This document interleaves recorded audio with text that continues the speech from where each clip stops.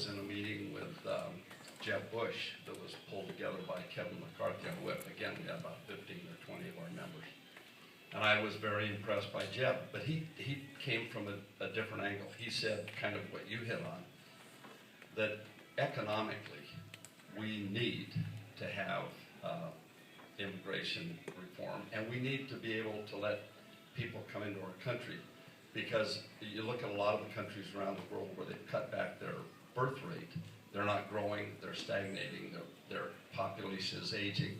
If we did not have immigration, we would be in the same boat. We would be a dying nation. I don't think that's what we are, and I don't think that's what we want to be or what we should be.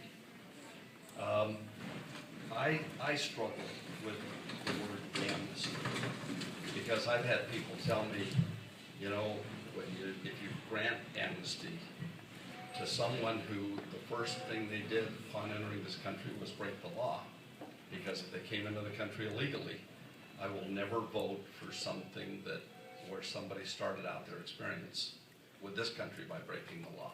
And that's where a lot of the people are, in the House and in the Senate. They probably voted against the Senate bill in the Senate.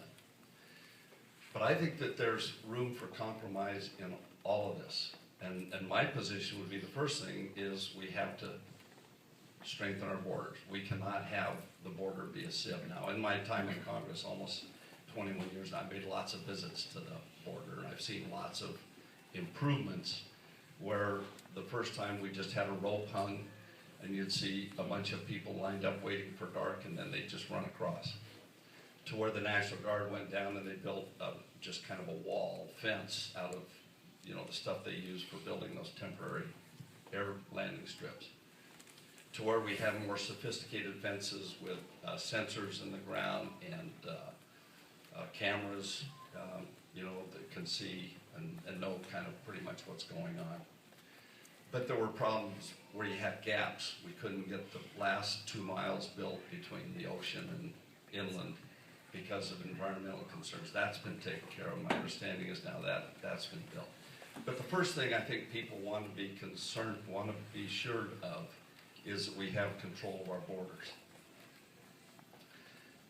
I think you probably would agree with me. There are people that think that can't tell the difference between a Hispanic person and an Arab person.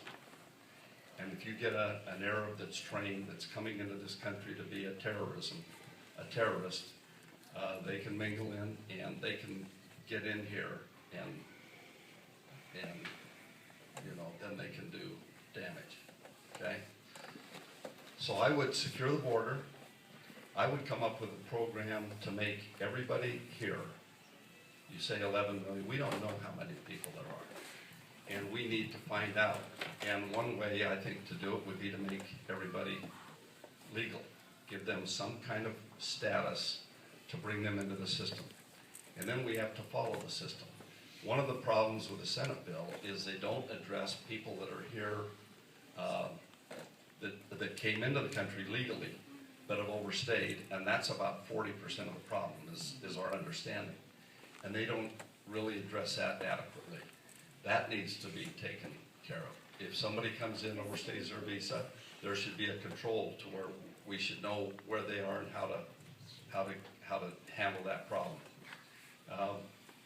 So I would give them some kind of legal status, whether that would last for 6 months, 12 months, then they would have to renew it, but we would have a system where we could keep track of people.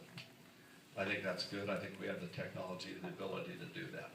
Then I think smart people have to figure out who we need in the country. Do we need people to work in the fields? Do we need people to work in construction? Do we need people to work in high tech? We have a lot of students that come to our universities from around the world. As soon as they graduate, we kick them out. And other countries compete for them because they bring a lot of brain power. So there's a lot of things that need to be done in that area. I think the way the House will work is we will pass smaller bills. I think we learned our lesson on one big, huge bill with Obamacare. And that's a whole other subject if we want to get into that. I get the feeling that you're a very strong, good Democrat, and we could have some real good discussion.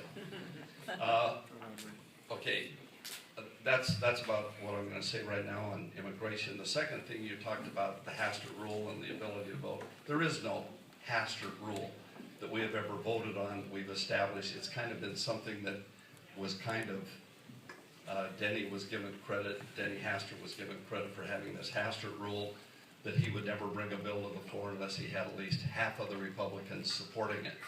Denny broke that rule himself, if there was such a rule. They say that Boehner has broken the rule. Any of the bills that he's brought to the floor, you know, let me tell you the way Boehner believes. He thinks that we live in a democracy, and that whether you're a Republican or Democrat or independent or libertarian or socialist or whatever you are, and you get elected to the House of Representatives, you have as much right to speak up as anybody else that's elected there, okay? And I've chaired two committees now. I chaired the Education Committee and I've chaired the Armed Services Committee, and that's the way I run the committee.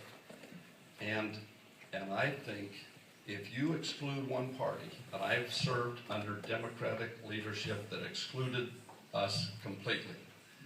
In fact, I was in a meeting when I first got there on the Education Committee, and I was one of 17 Republicans in the meeting, and there was one Democrat, and we lost the vote 27-17. They had proxy voting, and the chairman didn't need to have his members there. He totally controlled everything. Sometimes when I'm chairman, I think that would not be such a bad thing. But when we won the majority in '94, we changed that. That was one of the reforms we brought. We got rid of proxy voting. We thought the members should be there. They should know what's going on. They should vote. But the Hastert Rule is really a misnomer. I think the Speaker has a responsibility to his party, that he should bring something to the floor that has the support of most Republicans. Some people think the Hastert Rule means you have to have 90%. You quoted it as just having a majority. Well, there's nothing that he brings to the floor that doesn't have a majority. It still may not be enough to get a bill passed. We've had to pull bills that we couldn't pass. We couldn't pass the farm bill. We had a majority of Republicans, but we didn't have enough. And no Democrats. And if you look at, if you're really honest about it and go back to the 70 years minus the 2 years in the 50s where the Democrats controlled, when I first got there, it was Republicans might as well not have been there. We were not participating to be part of the solution. So both parties err, but again, what we're trying to do is do what's best for the nation. And people look at us differently, kind of depending on where you're coming from is how you view things that are going on. I don't know if I answered